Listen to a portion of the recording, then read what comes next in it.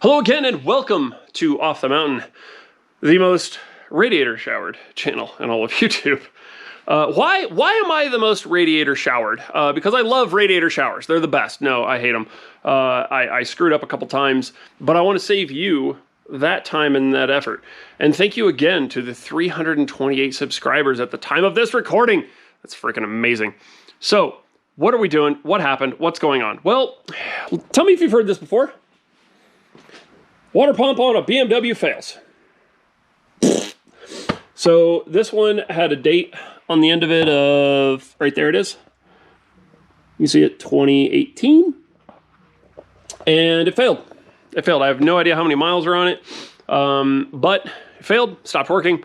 To the point at which where I was driving and the fan went on full tilt and the car started screaming at me and I'm like, okay, what's going on? Thankfully, I have the auxiliary cooler. It was cool out that day. It wasn't that hot, so I'm not worried about it or anything else. There wasn't any damage or anything.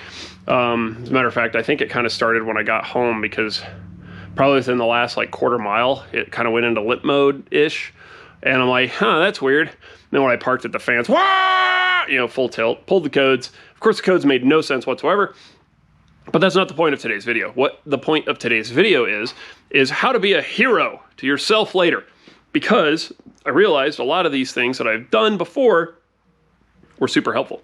So if we look in here, let me point this out, and I've got my handy dandy screwdriver, if I can get it together. But you'll see that little guy right there? All the way in there. I don't know if I can get him. Let me try this again. So if you look way in here, let's see if I can't sneak him in there a little bit. See that guy right there? I can get a screwdriver on him.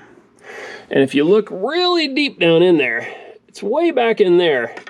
But let me see if I can get the light to kind of shine in there.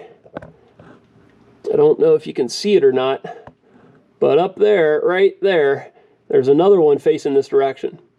So if I have to, I can get the screwdrivers in there, pop that bad boy off, and really I could pull just that one piece, like say I needed to get to the plug for something else, or I just needed to pull that thing because it's leaking, whatever the case may be.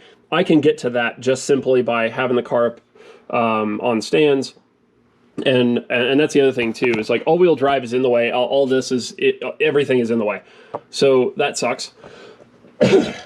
But, sorry, because I'm a little bit sick. But also, you'll notice in here, I did kind of the same thing. So you see right up in there, see that little guy right there? I can get a screwdriver in him too. Now the other ones are just clips, so they're really easy just to pop.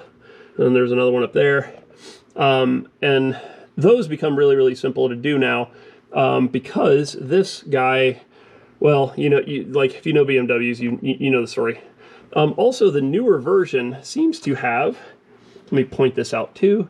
Notice right around the screw, those are pieces of rubber. It's kind of awesome. There's little dampeners on there to help with vibration, I guess. I don't know. But anyway, the YouTube videos out there are kind of annoying. Dropping the front sway bar on an all-wheel drive is a little bit more of a mess.